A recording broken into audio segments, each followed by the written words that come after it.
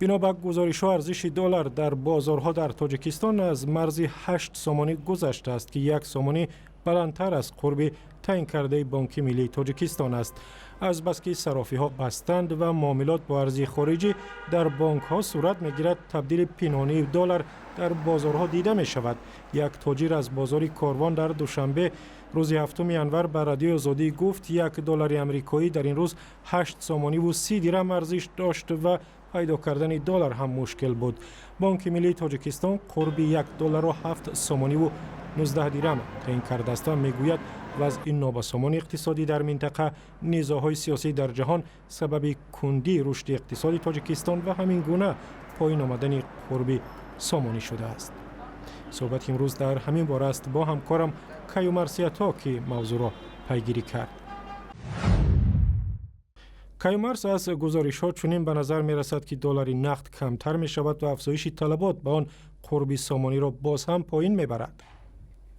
بله طاهر، واقعا پیدا کردن دلار نقد در بازار داخلی تاجیکستان بسیار مشکل شده است و بعضی از کارافتاده‌ها مخصوصا تاجرانی که از خارجه به کشور مال و محصولات وارد میکنند میگویند که امروز قرب دلار در برابر سومانی در بازار سیاه یا در بازار غیر رسمی یا پس پردگی خرید و فروش اسعار خارجی به 8 سومانی و 30 درم برابر شده است، در حالی که در یک هفته پیش 1 دلار در همین بازار سیاه به 7 سومانی و 60 درم یا 7 سومانی و 80 درم خرید و فروش میشد.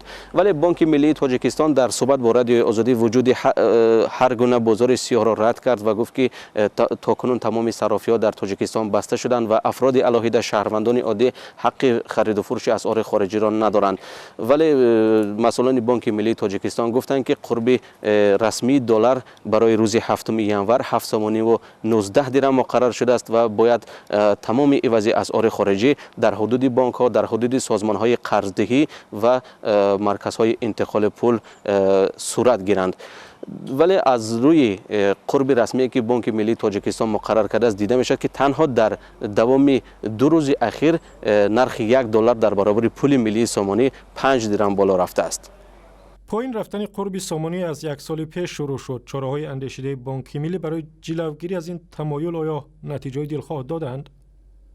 بله طاهر، درست است که به قرب شوی پول ملی سومانی در برابر دلار 1 سال پیش شروع شده بود و تا هنوز هم ادامه دارد و معلوم نیست که آخری این راه کجاست.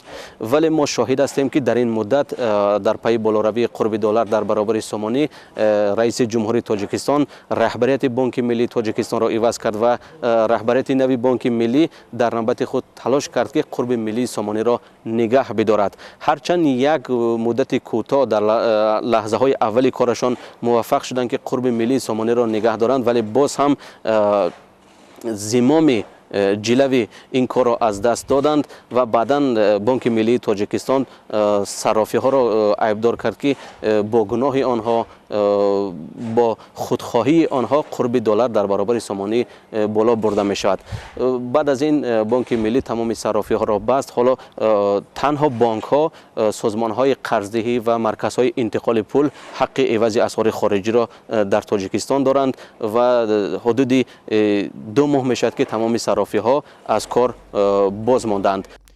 تشکر. همکارم کیومرث سیاتا از دوشنبه صحبت میکرد.